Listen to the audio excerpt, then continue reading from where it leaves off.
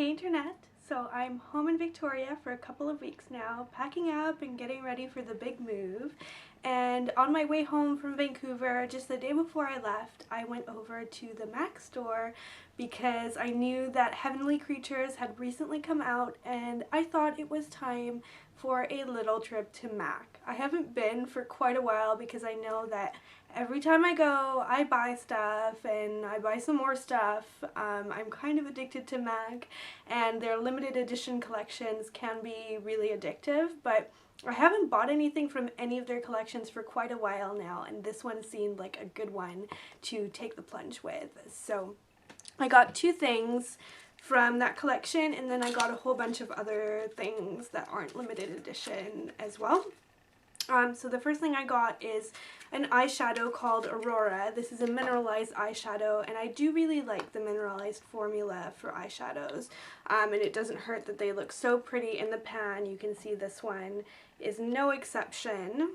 It's a very earthy color, and I am going to quickly show you what it looks like, but for good product photos, you definitely want to check out my blog at Glossy Pink Lip Gloss, because I'm going to take some really good photos of all of these so you can really see what the color payoff is like and what the tones are like as well, because it can be really hard to tell when a product is swirly like this one what it will actually look like on the skin. But it's just a really pretty taupey mocha. It reminds me a lot of sable, but in mineralized format, and a little bit of a warmer brownier tone to it as well. I think it's a pretty versatile color, and I love that they swirled in that gold as well. I think it just looks so pretty. The next thing I got is a mineralized skin finish. Of course I was going to get one of these from the line because I feel like it's kind of the centerpiece of the Heavenly Creatures collection. When these come out, it's always really exciting. So I got the color Light Year, which is probably the one that is the most appropriate for really pale skin tones like mine. Everything else that I swatched in the store, the three others, were all really gorgeous. One of them is a really plummy color that would look stunning on darker skin tones, but for me, unless I'm gonna use it solely on my eyes as a cheek product, this is really the only one that would have worked on me, and I'm not too sad about that because you can see how gorgeous it is.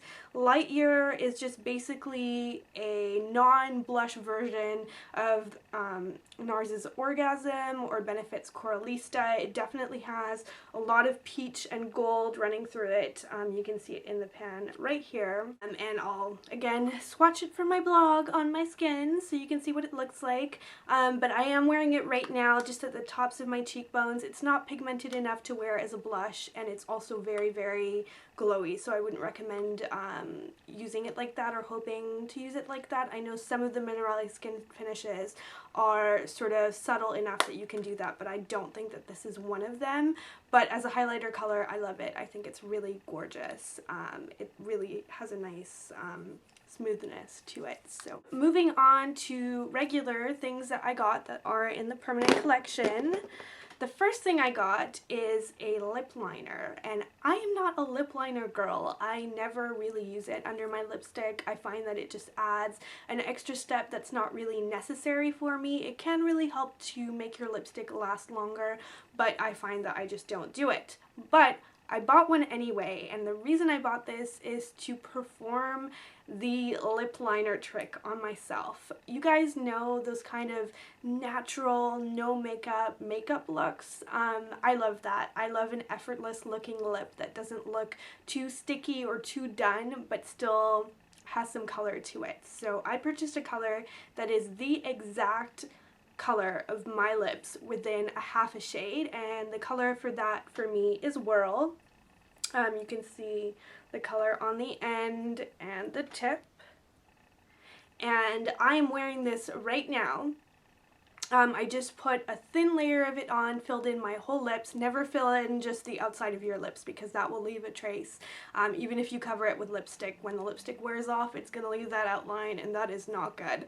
It is not cute. But if you just fill in your lips lightly with a very natural colored lip liner that is as close as possible to your natural lip tint, and then you put a little bit of moisturizing lip balm, like some Vaseline or something that is slippery like Vaseline. If you don't like petroleum products on your lips, I get that. I don't mind it.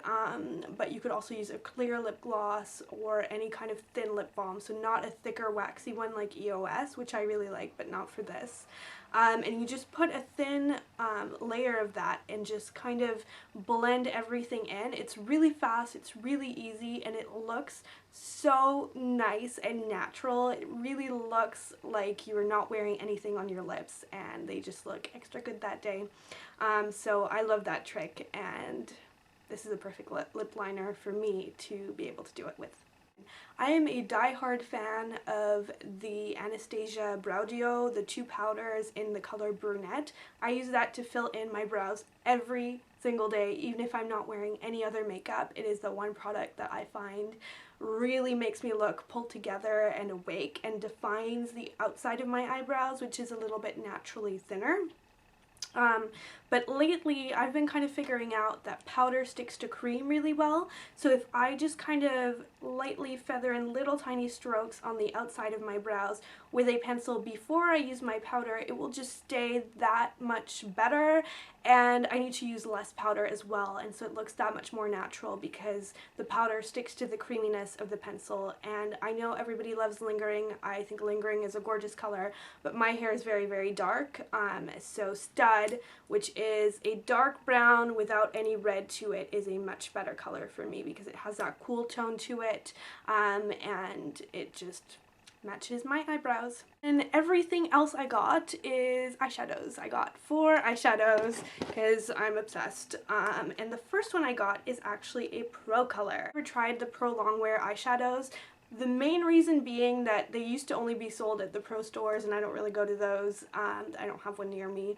And then also they're just so big. Oh my gosh, you guys, seriously, like compare it to like a regular sized eyeshadow. They're really, really large, and I feel like I could just never go through one or need one that is so large, but I fell in love with this color. This is the color Sweet Satisfaction, and it, in my eyes, is the perfect neutral.